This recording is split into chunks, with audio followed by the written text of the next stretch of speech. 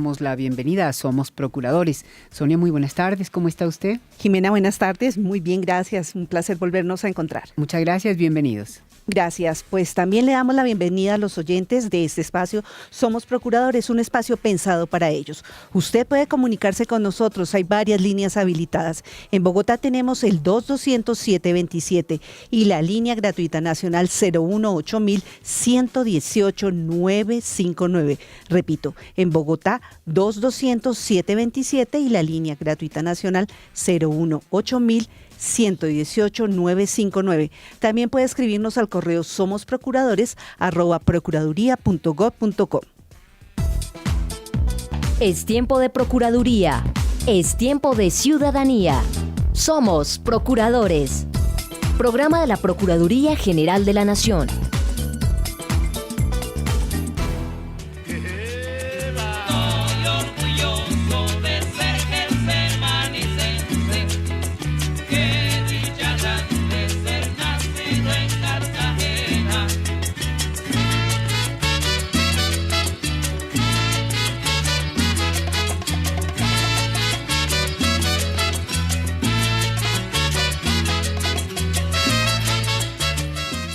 La música lo dice, hoy vamos a hablar de Cartagena.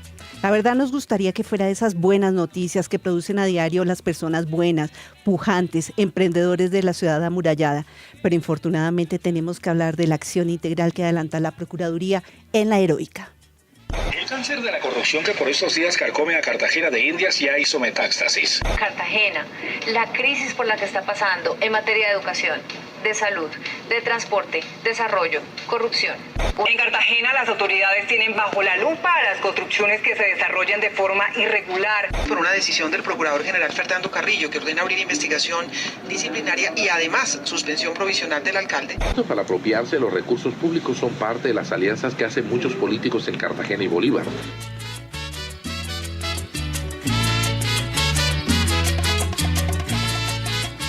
La revista Semana publica en esta edición que circula una entrevista con el Procurador General de la Nación, Fernando Carrillo Flores, titulada ¿Recuperar la ética o el país se derrumba? Allí el jefe del Ministerio Público habló de Cartagena y de la corrupción que ronda la ciudad, especialmente en lo que tiene que ver con el tema urbano. Sí, lo que nosotros hemos venido detectando es que hay nuevas formas de corrupción en este país. Digamos que el árbol de la corrupción es un árbol muy frondoso, que sigue creciendo, que si uno lo poda simplemente va a crecer todavía más. Lo que hay que hacer es extirparlo de raíz. Y si uno tiene la capacidad de extirparlo de raíz, hay que mirar cuáles son los recovecos y las mil caras de la corrupción. La corrupción tradicional en Colombia es la corrupción del financiamiento de las campañas, que podremos hablar de eso un poquito más tarde, es la corrupción de la contratación, la corrupción del clientelismo que pone a manejar el Estado, no exactamente ni a los más probos ni a los más capaces de las filas de los partidos políticos, pero han aparecido nuevas formas de corrupción que tienen raigambre local. Y Cartagena es el mejor ejemplo de las nuevas formas de corrupción. 3:33 p.m. Para hablar de la intervención macro de la Procuraduría en Cartagena, primero hay que hacer una radiografía de lo que pasa en la ciudad. ¿Y quién mejor que Tadeo Martínez, periodista de la revista Semana, a quien saludamos en este momento? Tadeo, buenas tardes. Sonia, buenas tardes, ¿cómo estás? Muchas gracias por tu invitación y a la audiencia de este programa. Tadeo, ¿qué pasó o qué está pasando en Cartagena? Bueno, Sonia, el problema de Cartagena no es un problema nuevo, tiene que ver con su clase política, tiene que ver con su, digamos, anacrónica administración, una administración débil, una administración capturada por los políticos. Entonces es una ciudad que en esta coyuntura, que como estaba diciendo el procurador, a raíz de la caída del edificio Blas de Lezo el 27 de abril, se pudo encontrar, digamos, otras formas o unas formas muy sui generis de corrupción por la manera como se administra la ciudad, en donde en este periodo, en este gobierno, se encontró y se ha aprobado por parte de la Fiscalía también en el proceso contra el alcalde, su hermano, la Contralora, y 14 concejales que se están presuntamente involucrados en la elección de la Contralora. Quien mandaba era el hermano medio del alcalde, un hermano de crianza. Es decir, estaba una persona ejerciendo a través del alcalde titular el poder en la ciudad. Y eso se evidencia en los audios, pero te decía que digamos lo que se dejó al descubierto con la caída de los edificios fue una corrupción que tiene profundas raíces en todas las instancias de poder en la ciudad, desde las inspecciones de policía, la oficina de control urbano, la oficina de planeación, las curadurías y obviamente digamos quienes de alguna manera han venido ejerciendo control sobre la administración de la ciudad, porque está claro que de pronto si se hubiera ejercido esto no estaría ocurriendo. El caso de la Contraloría es quizás de lo peor que puede estarle pasando a la ciudad, porque su Contralora está presa y ya su elección fue declarada nula. Pero sí, dime. Tadeo, pero no estamos hablando de esta administración, ¿cierto? ¿Cuántos años hacia atrás, cuántas administraciones hacia atrás cree usted, o desde cuándo cree usted que está pasando esto? Pues yo creo que la situación en la ciudad comenzó a empeorar a finales de los años 90, cuando comenzaron a incursionar en la ciudad y en el departamento los financistas. Los partidos, antes teníamos dos partidos, Partido Liberal y Partido Conservador, que se fueron diluyendo, se fueron desdibujando y comenzaron a aparecer otras organizaciones políticas y al mismo tiempo aparecen los financistas, que son contratistas de la administración pública que financian candidatos, y al mismo tiempo esos alcaldes elegidos con esos apoyos dejan comprometida la administración de la ciudad. Entonces, más o menos a finales de los años 90, en el periodo del año 98-2000 en adelante, comenzó, digamos, este deterioro, la profundización de el mal gobierno, el deterioro del gobierno de la ciudad. Aló, sí, Tadeo, estamos escuchando. Y eso se profundizó, se terminó de dañar mucho más con la elección de nuestros colegas Campo Elías Terandix en el año 2011, que no terminó su periodo porque fue suspendido por la Procuraduría, pero además le dio un cáncer. En ese gobierno hubo 4 o 5 alcaldes encargados. Campo murió a los 15 meses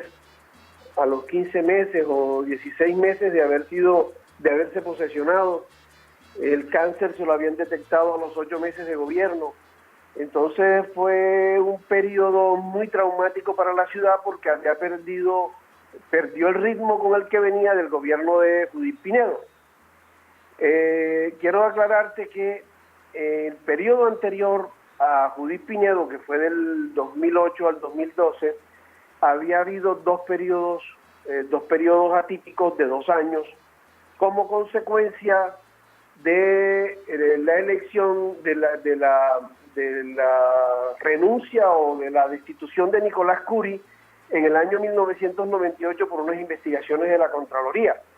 Nicolás Curi fue separado del cargo, hubo un periodo atípico, digamos una alcaldesa que terminó ese periodo, y a raíz de eso vinieron 2 periodos atípicos del año 2004 al año 2007.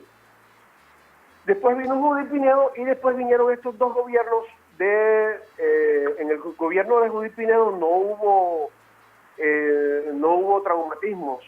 Transcurrieron los 4 años normales con dificultades de manejo de las relaciones del Consejo, porque la alcaldesa Judith Pinedo se resistió a entregarles las secretarías como cuota de poder a los concejales.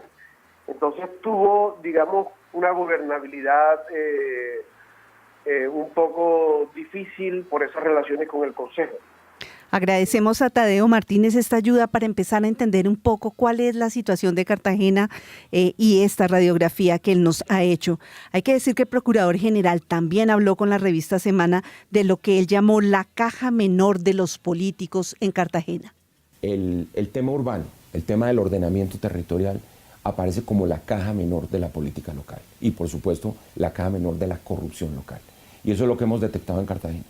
Cuando se cayó el edificio Blas de Lezo, 21 muertos, llegamos al día siguiente, tuvimos una audiencia con las víctimas y comenzamos a detectar la magnitud del caos urbano y la falta de control urbano en Cartagena, que después se hizo evidente porque se trataba de edificios o que no tenían licencias, o que las licencias eran ilegales, o que las licencias estaban tratando de ser tramitadas por procedimientos poco santos, como uno se puede imaginar. Y lo que hemos venido constatando es que eso es un problema sistémico de la ciudad. Eso era simplemente en algunas zonas de la ciudad. Uno piensa qué va a pasar el día que lleguemos a mirar los estratos altos, por ejemplo, lo que está pasando en Castillo Grande o en Boca Grande, y creo que lo que vamos a encontrar es dramático. Hemos tenido muchas conversaciones con el alcalde encargado. La Procuraduría ha desplegado acciones judiciales porque hemos interpuesto tutelas de defensa de las víctimas. Hemos interpuesto una acción popular, que es una acción de defensa del interés público, clásica, en donde se va a poner fin a ese desorden y un juez de un tribunal administrativo de la jurisdicción contenciosa va a decir cómo se puede reordenar todo esto. 3:42 p.m. El pasado 27 de abril en Cartagena, como nos lo venían contando el procurador Tadeo Martínez, se desplomó la estructura del edificio Portales Blas de Lezo II, con un saldo trágico de 21 personas muertas y otras 23 heridas. De inmediato la Procuraduría abrió una indagación que dio paso a una investigación, en la cual fue ordenada la suspensión por 3 meses en el ejercicio del cargo del entonces alcalde Manuel Vicente Duque. Procurador segundo delegado para la Vigilancia Administrativa, Giancarlo Marcenaro, usted lleva ese proceso. ¿Cuál es el origen de la suspensión del alcalde Duque? Pues Sonia, buenas tardes, primero que todo, y como bien lo han dicho quienes me han antecedido en la palabra, el origen de todo este esquema investigativo tiene origen en el 27 de abril de 2017 con el derrumbe del edificio Portales del Blas de Lezo II. Inmediatamente la Procuraduría abrió, como bien lo decía Sonia, una indagación preliminar para precisamente establecer qué fue lo que verdaderamente pasó y quiénes serían los responsables de esta tragedia. Y las pruebas que se practicaron durante la indagación nos fueron llevando poco a poco a descubrir, como bien lo dice el procurador, que no era un caso aislado, sino que se trata de toda una cadena de irregularidades dentro del tema de las construcciones en Cartagena. De las pruebas practicadas se llegó a establecer que muchísimas construcciones en Cartagena carecen de licencia o tienen licencias que no son las adecuadas para las construcciones que se hacen.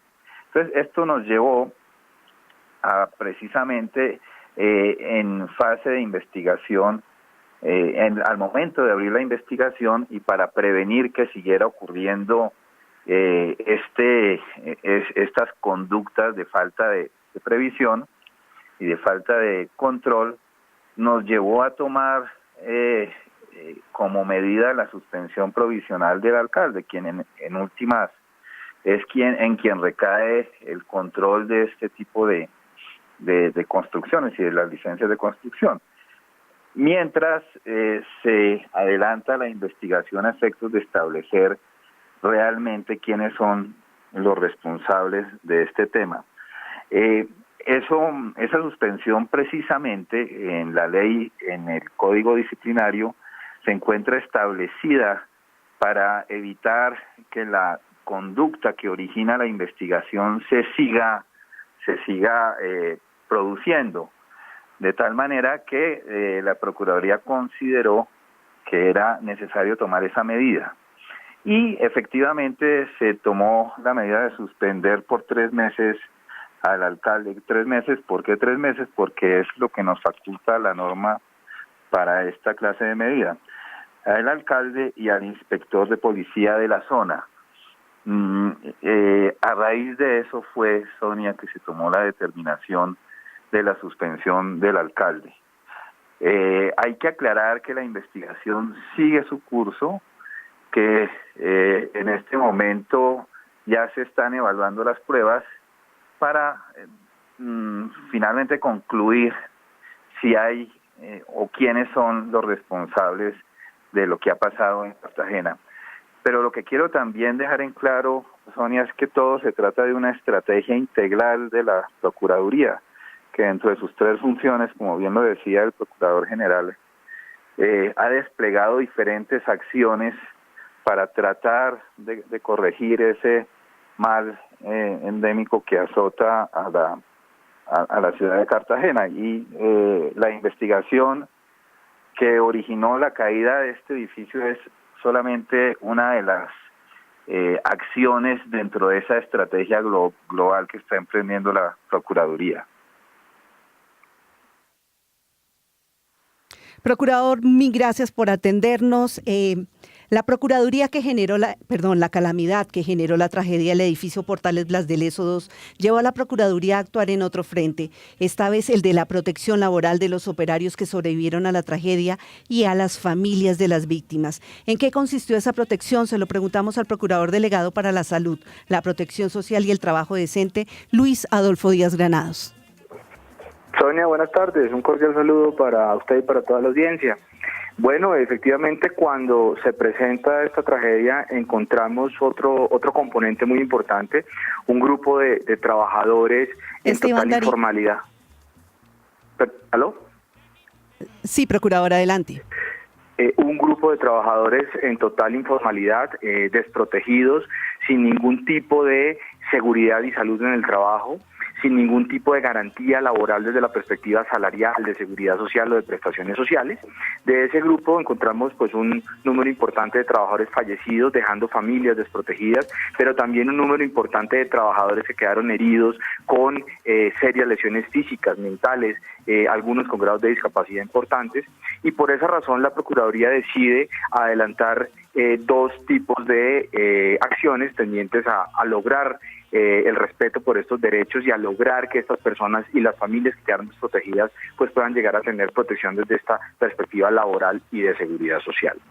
En la perspectiva, digamos, de derechos fundamentales se han iniciado unas acciones de tutela frente a lo cual se ha podido lograr el reconocimiento de la protección del mecanismo de protección al cesante, donde se le están pagando un subsidio para que estas personas puedan solventar sus gastos básicos de manera mensual. También se les está pagando seguridad social y también, digamos, tienen derecho a que se les incluya en la ruta de empleabilidad, a partir de la cual van a tener capacitación, van a tener orientación y van a tener la inclusión de su hoja de vida en el servicio público de empleo a efectos de que puedan acceder a otros trabajos ya con un carácter formal y con el respeto de todos los derechos y las garantías que se demandan en este tipo de relaciones de trabajo. Y en eso, digamos, hemos tenido 2 grupos ya, con unas tutelas que se han ganado, que están surtiendo los trámites de los recursos y en algunas estamos esperando la revisión ante la Corte Constitucional. El otro componente es que ya estamos organizando todas las acciones tendientes a instaurar las acciones ordinarias laborales correspondientes para que se puedan reclamar y reconocer los derechos laborales, especialmente de las familias y de los trabajadores que quedaron con ese tipo de lesiones o con ese tipo de afectaciones en su salud física y mental. Esto busca básicamente que se les reconozca pues el respeto por el salario mínimo que se les debió pagar en su momento, las prestaciones sociales, las afiliaciones a seguridad social, y en los casos que corresponda seguramente desde el sistema de seguridad social, pues todas las pensiones de invalidez a las que hay que dar, las indemnizaciones por incapacidades que se puedan generar y en fin, digamos, exigir a cargo del empleador correspondiente que está plenamente identificado pues todos los derechos en emolumentos laborales que están pendientes frente a estos trabajadores que, repito, se encontraron en condiciones de absoluta informalidad. A las tutelas y a las acciones de las cuales nos hablaba el procurador Díaz Granados hay que sumarle una acción popular que busca la normalización de la actividad urbanística en Cartagena. El alcalde encargado de la ciudad, Sergio Londoño Zurek, acordó la puesta en marcha de acciones que garanticen un desarrollo urbanístico sostenible en la ciudad, como lo había solicitado en una medida cautelar la Procuraduría General de la Nación. Que aquí tú te vas, tú aquí no te quedas, que te vuelve loco la chamba culera. Que aquí tú te vas, tú aquí no te quedas, que te vuelve loco la chamba culera.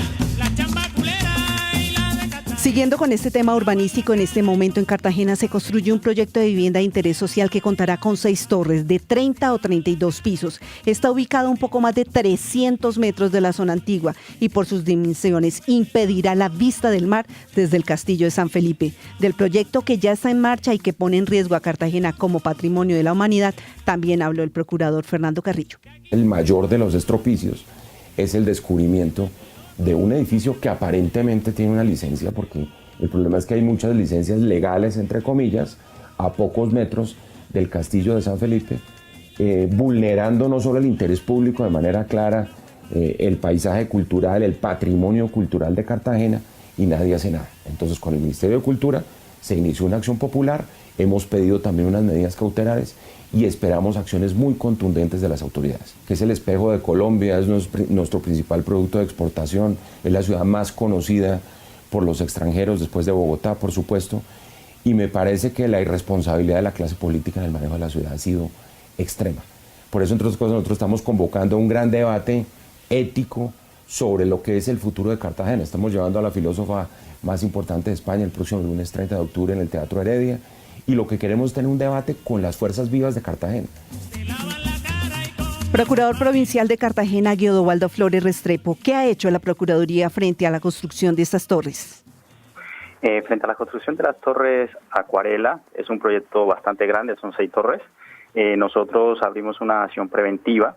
Una vez tuvimos noticia del proyecto, donde alertamos básicamente a las autoridades competentes para que revisaran sus actuaciones en la expedición de las licencias para la construcción del proyecto. Eso era uno de los objetivos fundamentales de la acción preventiva que hemos abierto. Para ello también citamos a la sede de la Procuraduría Provincial de Cartagena una reunión el pasado martes 17 de octubre a las instituciones responsables de la expedición de cada una de las licencias para que de común acuerdo, ¿sí?, decidiéramos crear una mesa de trabajo para que el día 2 de noviembre del año en curso todos planteáramos dentro del marco de la mesa de trabajo las actuaciones que hemos adelantado para corregir los errores del proyecto que en este momento está en marcha existen y poder devolver, digamos, el cono visual al Castillo de San Felipe si es posible.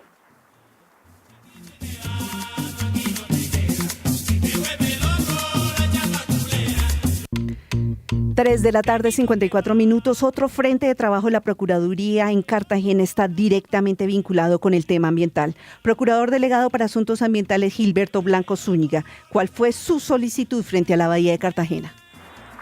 Sonia, buenas tardes. Un saludo para ti muy especial.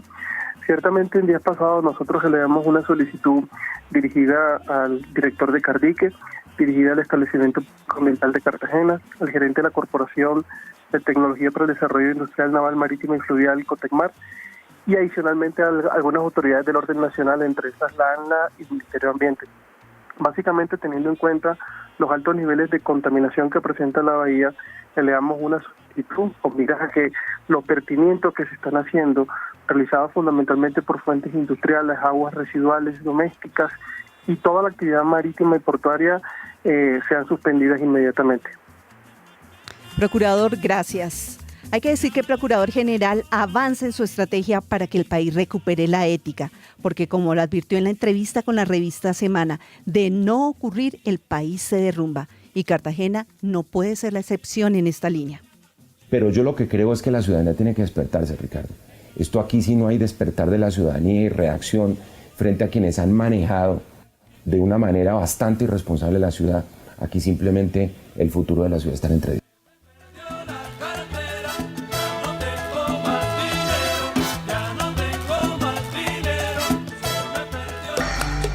Con los pies en los territorios. En su campaña por recuperar la ética, el procurador estuvo en Cali y el próximo lunes, como ya lo reveló hace unos minutos, estará en Cartagena. Los detalles con Ana María Bedoya.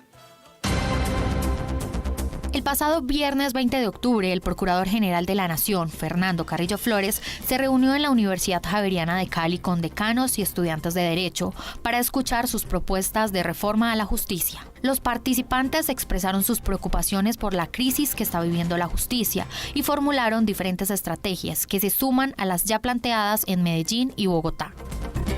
El jefe del Ministerio Público ha advertido que no hacer nada por recuperar la ética es una traición a la historia y en línea con este compromiso liderará el próximo lunes 30 de octubre el encuentro Ética, el reto de la ciudadanía y la justicia en el Teatro Heredia de Cartagena. En este espacio, catedráticos, periodistas de reconocidos medios de comunicación como Juan Gozaín y Diana Calderón e invitados especiales como la española Adela Cortina, el padre Francisco de Rú, el exfiscal Alfonso Valdivieso, conversarán sobre la ética como el reto más importante de la ciudadanía y la justicia en la actualidad. Cortina Orts, considerada una de las mayores expertas en filosofía ética y moral de los últimos tiempos, participará de la Conferencia Magistral Ética Pública y Justicia y expondrá sus puntos de vista frente a la necesidad de recuperar la probidad y la transparencia en las instituciones. Al oído del ciudadano. Salud, cambios en el uso de la tierra, protección a los derechos humanos, irregularidades en la construcción de cárceles y la nulidad de la audiencia que envió a la casa a la exgobernadora Oneida Pinto, algunas de las noticias de la Procuraduría en la última semana. Fabiola Niño. La Procuraduría General de la Nación abrió investigación disciplinaria y suspendió por el término de 3 meses a Norman Julio Muñoz Muñoz, Superintendente Nacional de Salud, por presuntas irregularidades en el ejercicio de sus funciones al permitir y autorizar el inicio de las operaciones de Medimás EPS sin que al parecer contara con una red que soportara adecuadamente el servicio a nivel nacional. Por la presunta exigencia de dineros y tierras para no cambiar el uso del suelo de varios predios donde sus propietarios pretendían adelantar proyectos de vivienda, la Procuraduría citó a audiencia pública y suspendió al alcalde del Rosal, Cundinamarca, Hugo Orlando Arévalo Pulido. La medida también afecta a 5 concejales señalados de la presunta exigencia de 1.200 millones de pesos para no modificar el esquema de ordenamiento territorial EOT del municipio. Por la presunta exigencia de dineros y tierras para no cambiar el uso del suelo de varios predios donde sus propietarios pretendían adelantar proyectos de vivienda, la Procuraduría citó a audiencia pública y suspendió al alcalde del Rosal, Cundinamarca, Hugo Orlando Arévalo Pulido. La medida también afecta a 5 concejales señalados de la presunta exigencia de 1.200 millones de pesos para no modificar el esquema de ordenamiento territorial del municipio. Dentro de la investigación disciplinaria que adelanta la Procuraduría Delegada para la Defensa de los Derechos Humanos por los hechos ocurridos el 5 de octubre, donde murieron 6 personas y otras 20 resultaron heridas, en la vereda Puerto Rico del municipio de Tumaco, fueron suspendidos de manera provisional por 3 meses el comandante de la Compañía Antinarcóticos de Seguridad de la Erradicación CASEG 6 y el comandante del Escuadrón Móvil Antidisturbios SMAT. A la fecha han sido vinculados otros 36 miembros de la policía y 14 del ejército. La Procuraduría General de la Nación pidió a las autoridades de Cartagena un informe urgente y detallado de las actuaciones realizadas frente a la construcción de un proyecto de vivienda de interés social compuesto por 6 torres de 30 pisos que alteraría la visual sobre el castillo de San Felipe y las zonas adyacentes consideradas áreas de conservación y que hacen parte de la declaración de la UNESCO como Patrimonio Histórico de la Humanidad. El 1 de noviembre, la Procuraduría pedirá la nulidad de la audiencia en la que le fue concedida la casa por cárcel a la exgobernadora de La Guajira, Oneida Pinto Pérez, procesada por presuntos actos de corrupción asociados a la defraudación de recursos del programa de mortalidad infantil en La Guajira por más de 18.600 millones de pesos. Termina aquí una nueva emisión de nuestro programa Somos Procuradores, el espacio de los ciudadanos para los ciudadanos.